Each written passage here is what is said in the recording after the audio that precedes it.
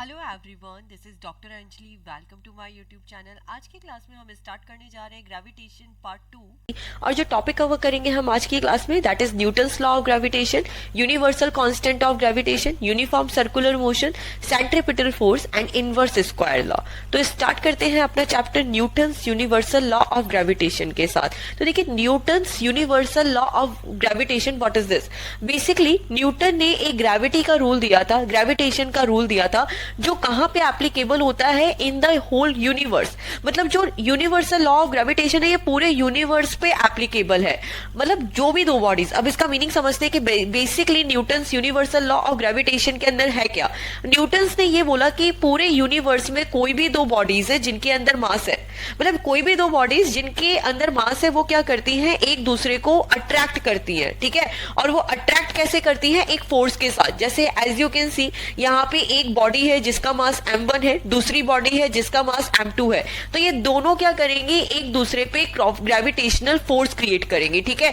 जो m1 है वो m2 को अट्रैक्ट करेगा, जो m2 है वो m1 को अट्रैक्ट करेगा। ये सभी बॉडीज पे एप्लीकेबल होता है, चाहे वो लिविंग हो चाहे नॉन लिविंग थिंग हो, सब पे एप्लीकेबल होगा। इट जस्ट एग्जांपल, आपके पास पेन है तो ऑफ कोर्स वो पेन है, वो भी आप पे ग्रेविटेशनल फोर्स क्रिएट कर रहा है।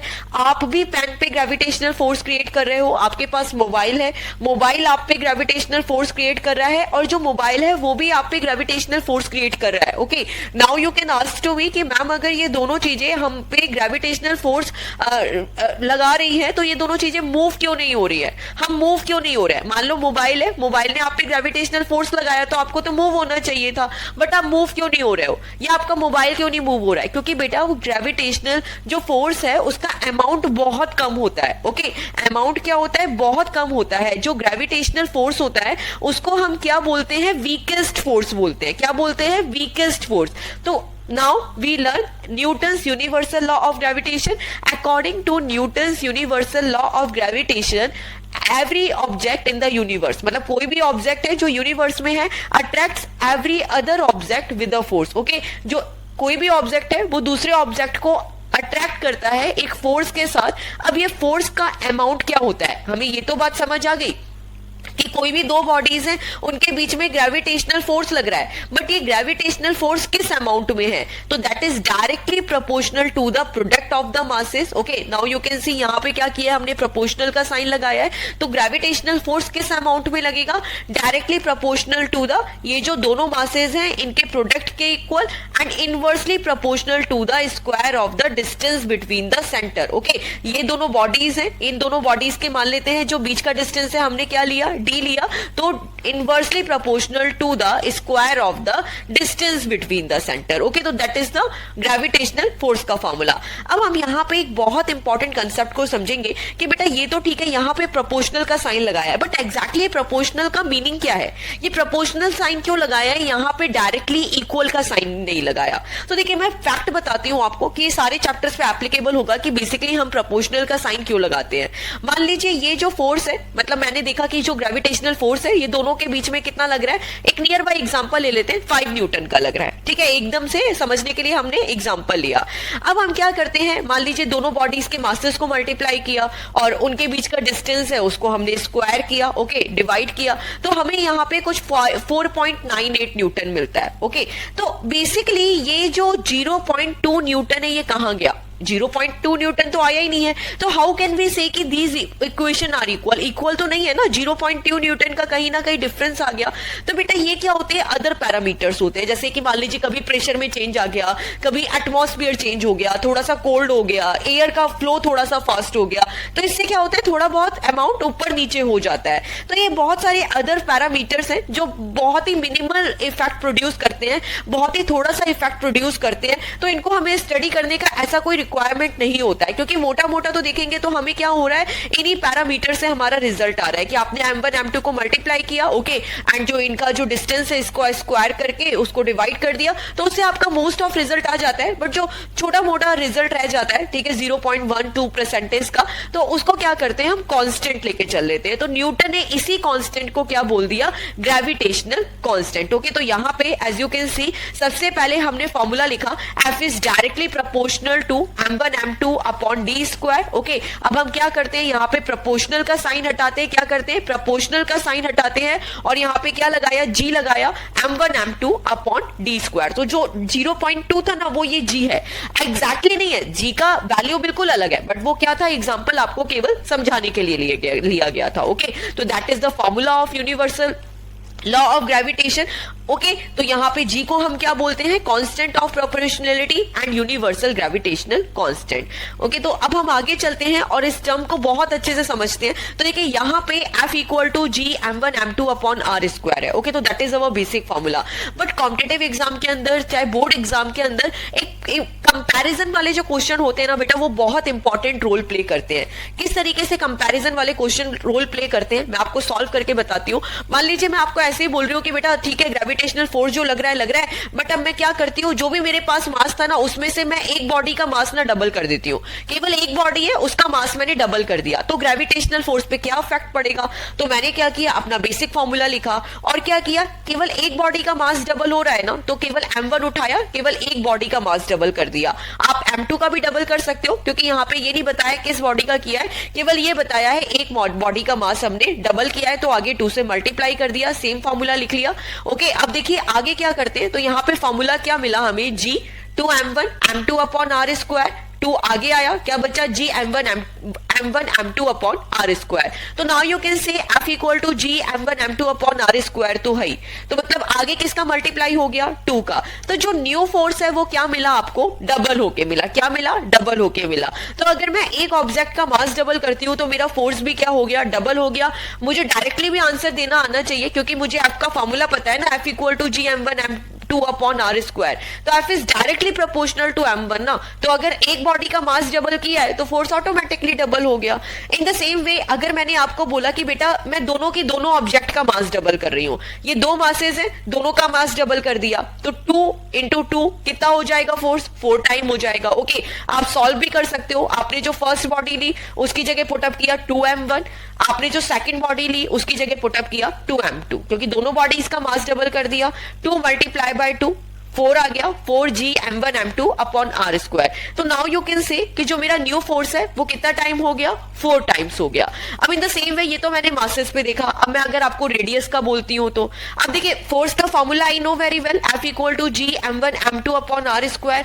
अब अगर आपने ये बोला कि इन दोनों के जो बीच का डिस्टेंस है वो हाफ है, ठीक है, अगर दोनों के बीच का जो डिस्टेंस है वो हाफ है, तो यहाँ पे मैं रेडियस की जगह डिस्टेंस लिखूंगी। एग्जैक्टली क्या होना चाहिए, यहाँ पे डिस्टेंस होना चाहिए, तो यहाँ पे आएगा डिस्टेंस। ओके, तो ये चारों जगह क्या आएगा, डिस्टेंस ही आएगा। तो अगर मैंने क्या बोला कि जो बेटा दोनों बॉडीज के बीच का डिस्टेंस है वो क्या हो जाता है, हाफ हो जाता है, तो डी की जगह यहाँ पे आर लिख दिया। One and the same thing, आप यहाँ पे आर को डिस्टेंस कंसीडर कर लीजिए। ओके, तो F equal to G m1 m2 upon R square, मैंने क्या किया, जो डिस्टेंस है उसको हाफ कर दिया, तो जो मेरी डिस्टेंस है, जो मेरा डिस्टेंस है दैट इज आर, तो जो मेरा न्यू डिस्टेंस है वो क्या हो जाएगा, हाफ हो जाएगा। तो हाफ कितना हो जाएगा, r/2, कितना हो जाएगा, r/2। ओके, तो यहाँ पे r की जगह मैंने क्या पुटअप कर दिया, r/2। अब r/2 का आपने स्क्वायर किया तो आपको क्या मिला, g m1 m2 upon R square by 4। अब देखिए यहाँ पे 4 क्या है, डिनोमिनेटर में है, नीचे है, तो ये ऊपर क्या चला जाएगा, ऊपर चला जाएगा, यहाँ पे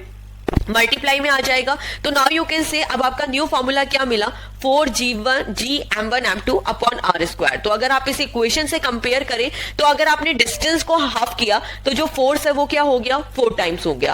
अब देखो डायरेक्टली किस तरीके से आंसर दोगे, ये तो आपने इक्वेशन में वैल्यूज पुटअप करके आंसर दिया। डायरेक्टली किस तरीके से आंसर देना है कि देखो डिस्टेंस है वो हाफ हो गया, तो 1/2 हो गया। तो बेसिकली आर का तो स्क्वायर है, या डी लो तो डी का तो स्क्वायर है, तो ये 2 टाइम्स तो होगा, हाफ है तो r/2, तो क्या हो गया, r स्क्वायर बाय 4।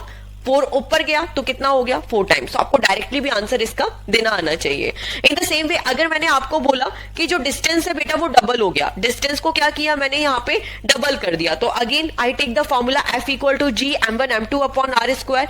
अब मैंने जो इन दोनों के बीच का डिस्टेंस था वो क्या कर दिया, डबल कर दिया, तो यहाँ पे हो गया g m1 m2 upon are की जगह क्या पुटअप किया, 2r पुटअप किया, क्योंकि डिस्टेंस है वो मैंने क्या किया है, डबल किया है। तो ये हो गया 2r whole square, 2r whole square solve किया तो क्या हो गया, 4r square. Now you can see कि जो ये g m1 m2 upon R square है ये तो एज इट इज है, लेकिन आपको कितना मिला, जो नया ग्रेविटेशनल फोर्स है वो कितना मिला 1/4 टाइम्स, क्योंकि इसमें कौन सी टर्म एक्स्ट्रा है, 1/4 टर्म क्या है इसके अंदर एक्स्ट्रा है। तो इस तरीके से क्या करना है, हमें कंपैरिजन वाले क्वेश्चन को सॉल्व करना है। किसी भी तरीके से आ सकता है, आप मास डबल कर रहे हो, आप जो डिस्टेंस है उसको हाफ कर रहे हो, आप डिस्टेंस को डबल कर रहे हो। इन द सेम वे हमने यहाँ पे हाफ किया है, अब मैं बोल सकती हूँ कि जो मैंने डिस्टेंस है उसको 1/4 टाइम्स किया है। तो किसी भी तरीके से आपको क्या करना है, केवल इक्वेशन में वैल्यूज पुट अप करनी है और कैलकुलेशन करके आंसर को सॉल्व करना है। अब हम आते हैं नेक्स्ट टॉपिक पे, यूनिवर्सल कांस्टेंट ऑफ ग्रेविटेशन पे।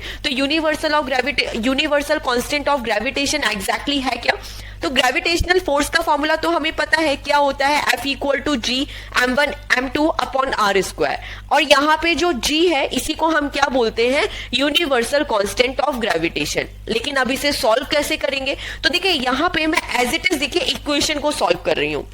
मुझे क्या चाहिए, यहाँ पे G चाहिए, तो आर स्क्वायर क्या है, यहाँ पे डिवाइड में है, ये इधर गया तो मल्टीप्लाई में हो गया, तो क्या हुआ FR स्क्वायर।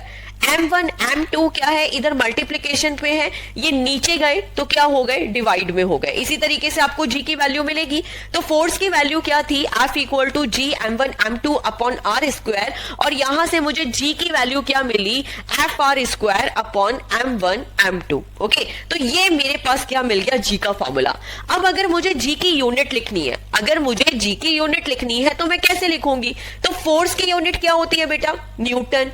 आर क्या है, डिस्टेंस है, आप डिस्टेंस को आर डिनोट कर सकते हो, जैसे स्टार्टिंग फॉर्मूला में हमने डी लिया था, फिर आर ले लिया, one and the same thing आप कुछ भी ले सकते हो। ओके, तो यहां पे जी का फॉर्मूला क्या हो गया, FR square upon m1 m2। Okay, तो in the same way force की यूनिट क्या हो गई, न्यूटन। आर क्या है, डिस्टेंस की यूनिट क्या होती है, मीटर स्क्वायर।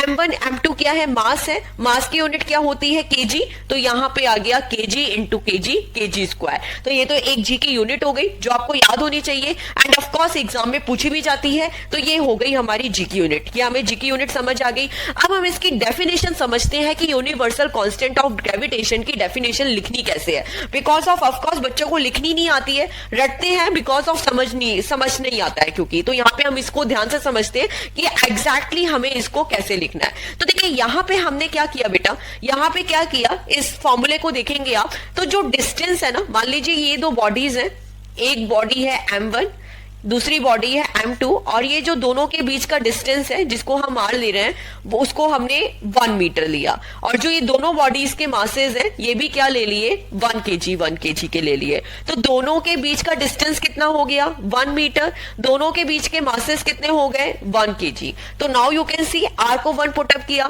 m1 m2 को 1 किया, तो जो ये g है एग्जैक्टली आपको किसके इक्वल मिल गया, ग्रेविटेशनल फोर्स के इक्वल मिल गया। तो एज इट इज हमें यही डेफिनेशन लिखनी है, तो प्लीज रीड इट केयरफुली, इसको समझते हुए। Universal constant of gravitation is the force. तो देखिए यहाँ पे जो यूनिवर्सल कांस्टेंट ऑफ ग्रेविटेशन है ये क्या है, एग्जैक्टली क्या है, एक फोर्स है। और ये फोर्स कब बनेगा, ऐसे तो नहीं कर सकते आप, ऐसे क्वेश्चन को देख के तो नहीं बोल सकते कि भाई यूनिवर्सल जो कांस्टेंट है, ग्रेविटेशन कांस्टेंट है, ये फोर्स के इक्वल है, नहीं है, ऐसे नहीं है। बट ये किस केस में universal constant of gravitation force है, ठीक है, कब है, जब हम क्या लेते हैं, force of attraction between 2 unit masses. Unit का मतलब क्या होता है, 1 मासेस, मतलब जिसकी वैल्यू क्या हो, 1 हो। तो यहाँ पे जब हम दोनों मासेस लेंगे, क्या लेंगे, 1 लेंगे, जिनकी वैल्यू क्या होगी, 1 होगी। तो between 2 unit masses placed at a unit distance. अब जब हम इन दोनों मासेस को कहां पे पुटअप करेंगे, 1 यूनिट पे पुटअप करेंगे, जिसकी वैल्यू क्या होगी, 1। अब देखो यहाँ पे मैंने आपको समझाने के लिए लिखा है 1 kg, but it's not compulsory कि ये 1 kg हो, बट वैल्यू 1 में होनी चाहिए, ठीक है, 1 यूनिट में होनी चाहिए। 1 ग्राम हो सकता है, 1 किलोग्राम हो सकता है। In the same way distance also unit में ही होगी, बट ऐसा यूनिट जो होती है, नॉर्मली जो हम लोग यूनिट्स लेके चलते हैं, ठीक है, वो मास की क्या लेके चलते हैं, केजी लेके चलते हैं, डिस्टेंस की मीटर लेके चलते हैं। तो इसीलिए मैंने क्या किया, यहाँ पे केजी और मीटर लिखा। इन वेरी सिंपल लैंग्वेज देखो यहाँ पे क्या लिखा है, if r equal to 1 m1 m2 equal to 1, तो in the same way universal constant of gravitation is the force of attraction. Universal constant of gravitation क्या है, फोर्स के इक्वल है, और वो फोर्स के इक्वल कब है, बिटवीन टू यूनिट मासेस, ठीक है, बिटवीन टू यूनिट मासेस, जब उनका मास कितना है 1 है, और उनको किस डिस्टेंस पे प्लेस किया है, 1 यूनिट पे प्लेस किया है, placed at a unit distance, कितने प्लेस किया है, यूनिट डिस्टेंस पे प्लेस किया है, अपार्ट फ्रॉम ईच अदर, जब वो एक दूसरे से यूनिट डिस्टेंस पे, इतने डिस्टेंस पे दूर है। ओके, तो this is the meaning of it. Once again I am repeating the equation, I am repeating the definition. Universal constant of gravitation is the force of attraction between two unit masses placed at a unit distance apart from each other. Okay, तो you can write in your language also, of course आप अपनी language में भी लिख सकते हैं। I hope so आपको ये टॉपिक समझ आया होगा। अब इसके बाद हम आते हैं यूनिफॉर्म सर्कुलर मोशन पे। तो यूनिफॉर्म सर्कुलर मोशन तो यू ऑल नो ना। अगर मैं आपसे पूछूं कि बेटा ये कौन सा मोशन है, तो आप बोलोगे कि बेटा मैम ये तो सर्कुलर मोशन है। But what is the meaning of uniform circular motion? तो देखो यूनिफॉर्म का मतलब क्या होता है, यूनिफॉर्म का मतलब यही होता है equal distance in equal time, equal distance in equal time, और जिसको हम क्या बोल देते हैं, यूनिफॉर्म स्पीड। क्या बोल देते हैं, यूनिफॉर्म स्पीड। अगर हम स्पीड का फॉर्मूला देखें, स्पीड का फॉर्मूला देखें, तो स्पीड का फॉर्मूला क्या होता है बेटा, डिस्टेंस अपॉन टाइम। और यहां पे यूनिफॉर्म सर्कुलर मोशन का मतलब क्या हो गया, equal distance in equal time. Okay, तो now I am going to read the definition. When a object move in a circular path, यहां पे ऑब्जेक्ट कैसे मूव करेगा, सर्कुलर पाथ में मूव करेगा विद यूनिफॉर्म स्पीड। कैसे यू मूव करेगा, with uniform speed. When a object move in a circular path with uniform speed. Okay, अब यहाँ पे यूनिफॉर्म स्पीड का मतलब क्या है, equal distance in equal time. ये आपको समझाने के लिए है, बट एज इट इज आपको जो डेफिनेशन है वो इसी तरीके से लिखनी है। When a object move in a circular path with uniform speed, its motion is uniform circular motion. What is meaning to say, देखो यहाँ पे हम लोग एग्जांपल लेते हैं कि मान लो ये 2 मीटर कितने सेकंड में ट्रैवल कर रहा है, 1 सेकंड में। तो अगेन 2 मीटर कितने सेकंड में ट्रैवल करेगा, 1 सेकंड में। अगेन 2 मीटर कितने सेकंड में ट्रैवल करेगा, 1 सेकंड में। तो that is the meaning of it. Okay, equal distance in equal time, equal distance cover कर रहे हैं, सबकी सब देखो 2 मीटर का ही डिस्टेंस कवर कर रहे हैं और 1 सेकंड में कवर कर रहे हैं। तो now we can say equal distance in equal time. When a object move in a circular path with uniform speed, its motion is uniform circular motion. Okay, तो ये डेफिनेशन थी यूनिफॉर्म सर्कुलर मोशन की। Okay, अब इसी के बाद समझते हैं सेंट्रीपिटल फोर्स का कंसेप्ट। ओके, तो सबसे पहले आप लोगों को यूनिफॉर्म सर्कुलर मोशन का कंसेप्ट समझ आया होगा। अच्छा, कोई भी बॉडी सर्कुलर पाथ में मूव कर रही है, कोई भी body, now you can say कि कोई भी बॉडी सर्कुलर पाथ में मूव कर रही है, तो वो कैसे मूव कर रही है, उस पे कोई फोर्स लग रहा है क्या? देखो, अगर आप भी कोई मूव कर रहे हो, अगर आप लीनियर पाथ में मूव कर रहे हो, मैं आपको बोल रही हूं कि आप बेटा पहले ए पोजीशन में थे, फिर आप बी पोजीशन में गए, तो ऑफ कोर्स आपको कुछ ना कुछ एक्सेलरेशन मिला ना, आपको कोई ना कोई वेलोसिटी मिली, जिससे आप क्या गए, आगे पहुंचे। ठीक है, कुछ फोर्स लगाया आपने, फोर्स से आपको एक्सेलरेशन मिला, जिससे आप आगे पहुंचे। इन द सेम वे अगर कोई बॉडी सर्कुलर पाथ में मूव कर रही है, तो उसको भी तो कोई ना कोई फोर्स चाहिए होगा आगे मूव करने के लिए, डायरेक्शन चेंज करने के लिए। तो नाउ यू कैन से कि आप लीनियर पाथ में मूव कर रहे थे, तो ठीक है, आपने लीनियरली कोई फोर्स लगा दिया। आप सर्कुलर पाथ में मूव कर रहे हो, तो देखो कितनी बार आपको क्या करना पड़ेगा, फोर्स लगाना पड़ेगा, फोर्स चेंज करना पड़ेगा। क्यों? क्योंकि डायरेक्शन चेंज हो रही है। As you can see centripetal, यहां पे अगर हम देखें सर्कुलर मोशन में कितनी बार डायरेक्शन चेंज हो रही है। तो इन द सेम वे अगर कोई बॉडी सर्कुलर पाथ पे मूव कर रही है, तो उस पे जो फोर्स लग रहा है ना, कौन से फोर्स की वजह से वो सर्कुलर पाथ में मूव कर रही है, that force is called centripetal force. Okay, अब हम इसकी डेफिनेशन को समझते हैं कि exactly what is centripetal force. The force that act on a object moving along a circle. ठीक है, जो फोर्स लग रहा है कौन से ऑब्जेक्ट पे, कौन सा फोर्स है ये, जो किसी भी ऑब्जेक्ट पे लग रहा है, जो किस तरीके से मूव कर रहा है, सर्किल में मूव कर रहा है। ठीक है, सर्किल की तरह मूव कर रहा है, तो that force is called centripetal force. Okay, the force that acts on a object moving along a circle directed towards the centre of the circle. What is the meaning of it, कि जो इसकी direction लगती है, जो इसकी direction लगती है वो कहां लगती है, towards the centre of the circle. मतलब कोई भी बॉडी अगर सर्कुलर पाथ में मूव कर रही है तो उसमें कौन सा फोर्स लग रहा है कि वो सर्कुलर पाथ में मूव कर रही है, तो वो कौन सा फोर्स लग रहा है, सेंट्रीपिटल फोर्स लग रहा है। और ये सेंट्रीपिटल फोर्स की डायरेक्शन क्या होती है, towards the centre of the circle. कहां पे होती है,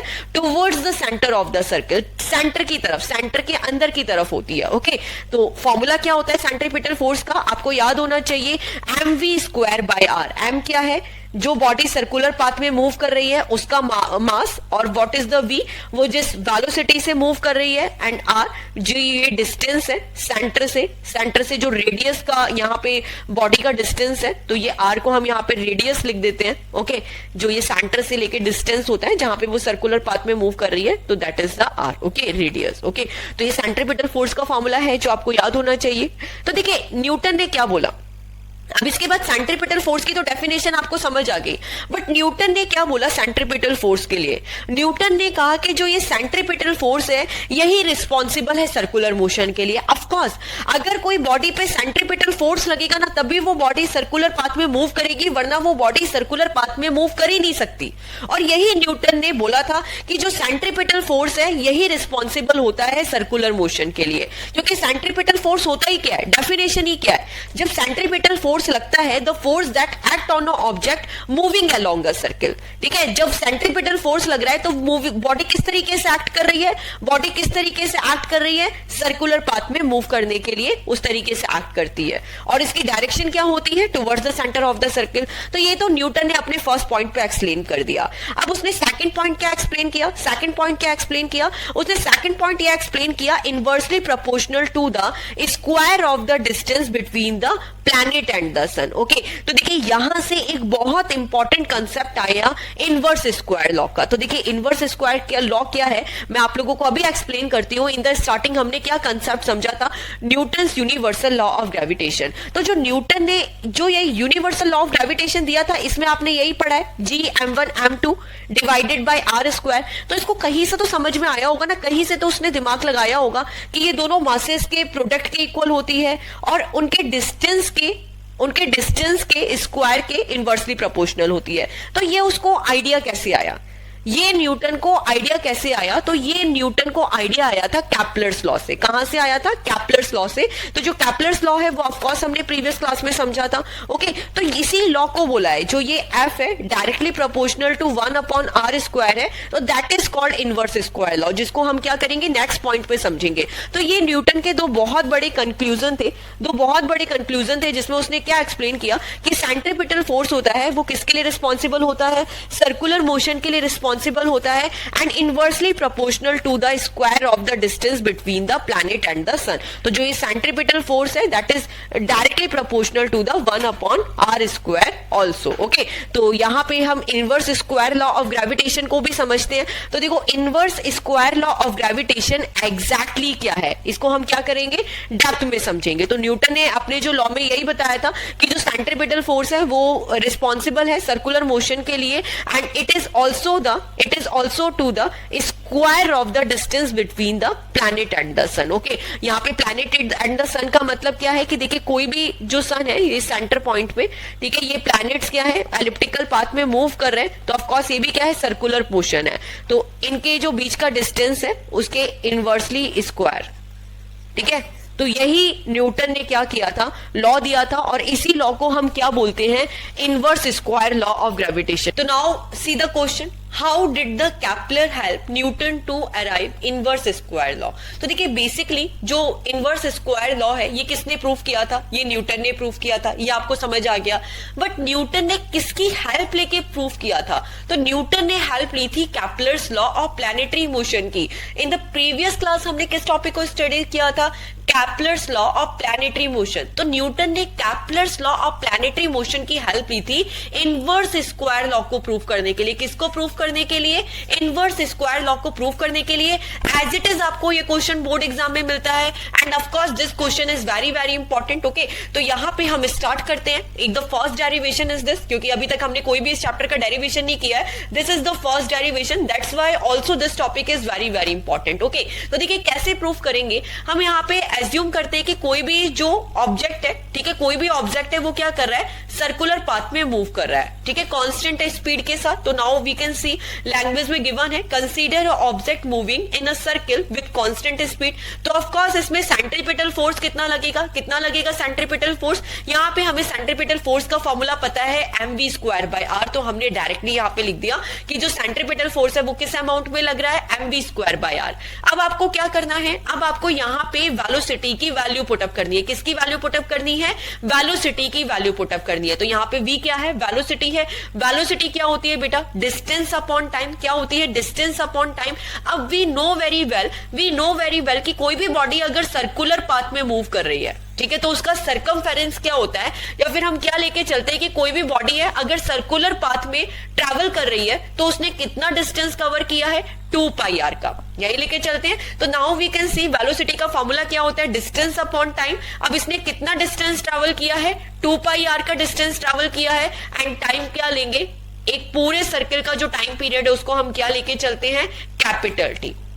ओके, तो वंस अगेन सबसे पहले सेंट्रीपिटल फोर्स का फॉर्मूला लिखा, दैट इज mv²/r, और यहां पे हमको किसकी वैल्यू पुटअप करनी है, v की वैल्यू पुटअप करनी है, वेलोसिटी की वैल्यू पुटअप करनी है।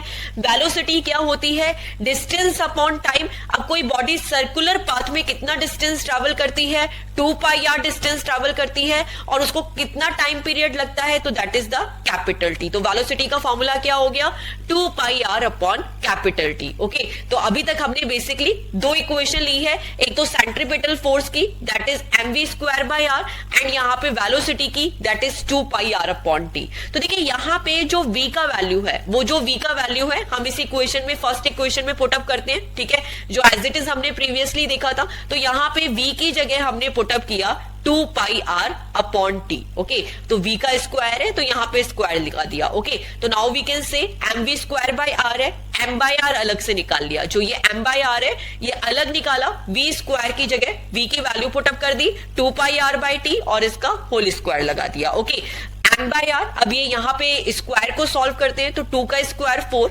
π² r² डिवाइडेड बाय t², जो स्क्वायर है सबका स्क्वायर कर दिया।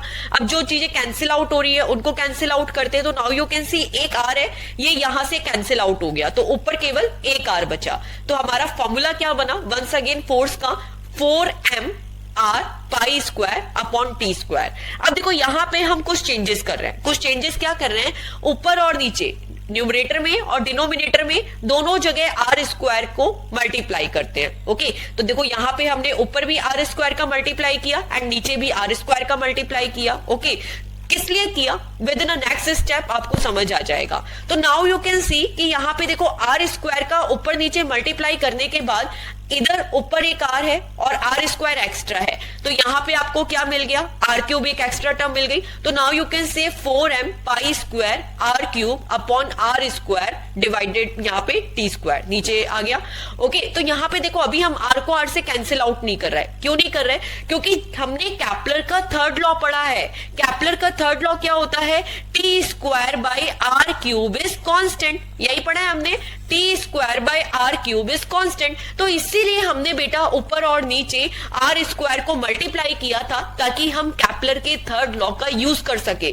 केवल एक सिंगल r से तो कैप्लर थर्ड लॉ का यूज नहीं कर पाते। ओके, और हमें किस लॉ का यूज करना था, कैप्लर थर्ड लॉ का यूज करना था, इसलिए हमने r² का ऊपर नीचे क्या किया, मल्टीप्लाई किया। तो नाउ यू कैन से ये जो t²/r³ है इसको हम क्या लिखते हैं, k लिखते हैं, तो नीचे क्या आ गया, k आ गया। इक्वेशन क्या बनी सेंट्रीपिटल फोर्स की, 4m π² डिवाइडेड बाय r², और जो ये t²/r³ है इसकी जगह हमने क्या लिख दिया, k लिख दिया। ओके, अब देखो यहां पर हम टर्म देखते हैं, यहां पे टर्म देखते हैं, तो नाउ यू कैन से 4 जो बॉडी के मासेस है, ऑफ कोर्स वो तो क्या होते हैं, कांस्टेंट होते हैं, मास तो चेंज नहीं होगा, पाई की वैल्यू भी कांस्टेंट है, के की वैल्यू भी कांस्टेंट है। तो ये जो 4m π² डिवाइडेड बाय के, ये सारी टर्म की टर्म क्या हो गई, कांस्टेंट हो गई। आप दोनों के बीच का, आप दो मासेस के बीच का डिस्टेंस इंक्रीज और डिक्रीज कर सकते हो, बट मास तो कांस्टेंट रहेगा। तो यहाँ पे हमने जो ये वाली पूरी टर्म थी उसकी जगह क्या लिखा, कांस्टेंट लिखा। तो F is equal to constant multiply by 1 upon r², केवल इस इक्वेशन इक्वेशन पे। तो यहां से हमने प्रूव कर दिया F is directly proportional to 1/r², जो हमें न्यूटन इनवर्स स्क्वायर लॉ को प्रूव करना था। न्यूटन इनवर्स लॉ है, इसको प्रूव करने के लिए न्यूटन ने किसकी हेल्प ली थी? कैपलर्स की हेल्प ली थी, कैपलर्स प्लैनेटरी मोशन की हेल्प ली थी और कैपलर के थर्ड लॉ को यूज किया था। वंस अगेन न्यूटन ने इनवर्स स्क्वायर लॉ को प्रूव करने के लिए कैपलर्स थर्ड लॉ का यूज किया था। सबसे पहले हम सेंट्रीपिटल फोर्स का फॉर्मूला लिखेंगे, mv²/r। v की वैल्यू पुट अप करेंगे, वेलोसिटी क्या होती है? Distance upon time. एक बॉडी सर्कल में कितना डिस्टेंस ट्रेवल करती है? 2πr का। टाइम पीरियड की जगह लिखा t, यहाँ पे 2πr/t पुट अप किया, स्क्वायर लगाया, स्क्वायर को सॉल्व किया, जो कुछ कैंसिल आउट होता है कैंसिल आउट करते हैं। इसके बाद the one again a very important thing, R square का ऊपर नीचे मल्टीप्लाई करते हैं, जिससे हमें क्या मिल जाता है? t²/r³। ठीक है, क्या मिल जाता है? t²/r³। नीचे से ऊपर देखेंगे, नॉट ऊपर से नीचे, नीचे से ऊपर। ओके, तो ऐसे भी देख सकते हो, t²/r³ इज k, तो r³/t² क्या हो गया? 1/k। तो यहाँ पे r³/t² है, इसकी जगह हमने क्या पुटअप कर दिया? 1/k पुटअप कर दिया। ओके, तो ये सारी की सारी टर्म क्या है? 4m²/k is constant. तो यहाँ पे हम इसकी जगह कांस्टेंट पुटअप करते हैं, तो सेंट्रीपिटल फोर्स आपको क्या मिला? Constant is directly proportional to 1/r²। By r²। तो बेटा आज की क्लास में हमने कंप्लीट किया यूनिवर्सल लॉ ऑफ ग्रेविटेशन के सारे कंसेप्ट। इसी के साथ हमने प्रूव किया इनवर्स स्क्वायर लॉ को। मिलते हैं नेक्स्ट क्लास में नेक्स्ट वीडियो के साथ। Take care of yours. Thanks for watching and please click to subscribe. Bye all.